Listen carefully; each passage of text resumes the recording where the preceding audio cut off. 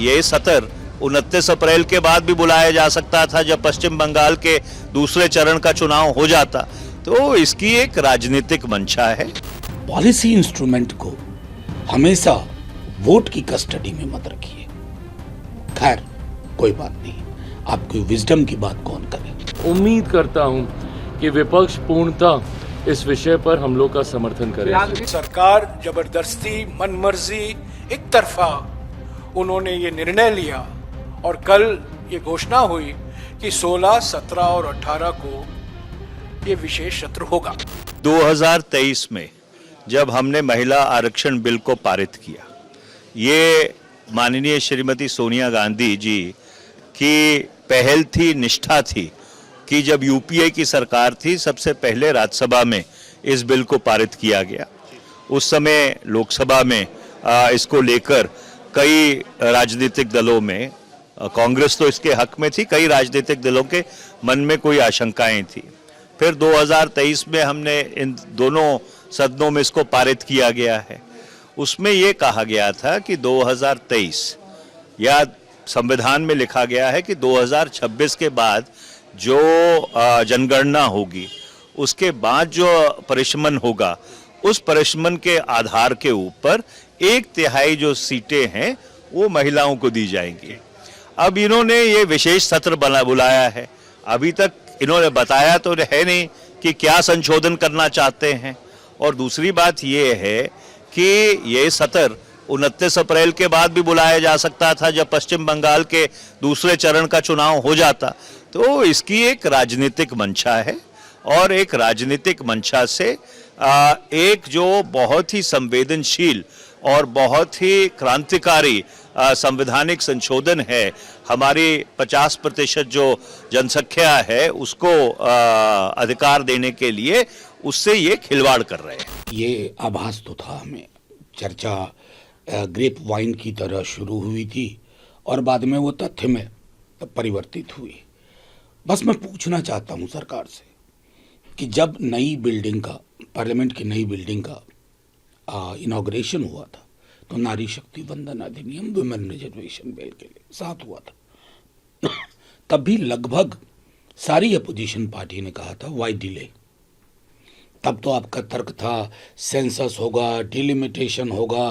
तो 34 बिल्कुल एक पोस्ट डेटेड चेक की तरह था, डेट की कोई जानकारी नहीं। 30 महीने बाद इस डिले को कौन बताएगा? Why did you do it?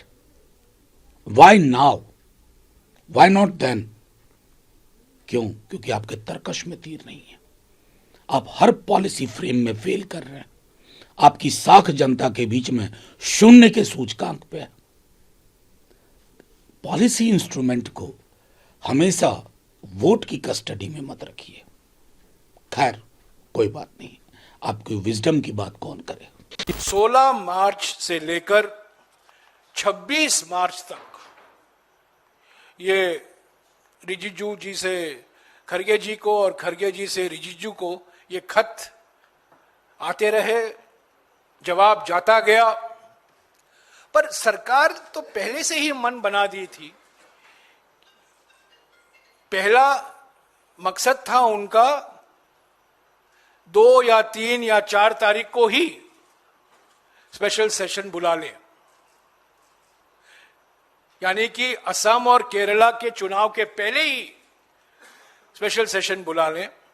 पर क्योंकि ये खत एक्सचेंज 8-9 दिन तक चला, वो नाकामयाब हुए और अंत में उन्होंने एक तरफा निर्णय लिया कि 16, 17 और 18 को जब पश्चिम बंगाल और तमिलनाडु के चुनाव होने वाले हैं कुछ दिन बाद, इस चुनाव प्रचार के समय मॉडल कोड ऑफ कॉन्डक्ट, आचार संहिता के समय यह विशेष सत्र बुलाया जाएगा। तो पहली बात तो यह है कि ऑल पार्टी मीटिंग बुलाया नहीं गया। विपक्ष की मांग, एक होकर जो मांग की थी सारी विपक्ष पार्टियों ने कि 29 अप्रैल के बाद ऑल पार्टी मीटिंग बुलाइए, और अगली रणनीति जो होनी है हम तय करेंगे, मिलकर तय करेंगे। वो नहीं स्वीकारा गया और सरकार जबरदस्ती, मनमर्जी, एक तरफा उन्होंने ये निर्णय लिया और कल ये घोषणा हुई कि 16, 17 और 18 को ये विशेष सत्र होगा। ये मेरी सरकार, मेरे प्रधानमंत्री आदरणीय नरेंद्र मोदी जी की गंभीरता और प्रतिबद्धता को दर्शाता है, क्योंकि जब हम लोगों ने नए पार्लियामेंट सदन जब बना था उस वक्त भी विशेष सत्र बुला के नारी शक्ति अधिनियम के ऊपर संसद में प्रस्ताव प्रस्तुत किया गया था और उस वक्त विपक्ष का ये कहना था कि ये सिर्फ दिखावा है, कहने की बातें हैं, ये लोग करेंगे नहीं, अगले चुनाव से पहले होगा नहीं, 10 साल लगेगा, 15 साल लगेगा, अलग अलग तरीके का वही भ्रम जो विपक्ष फैलाने में माहिर है। ऐसे में ये दर्शाता है कि ये सिर्फ कोई दिखावा नहीं था।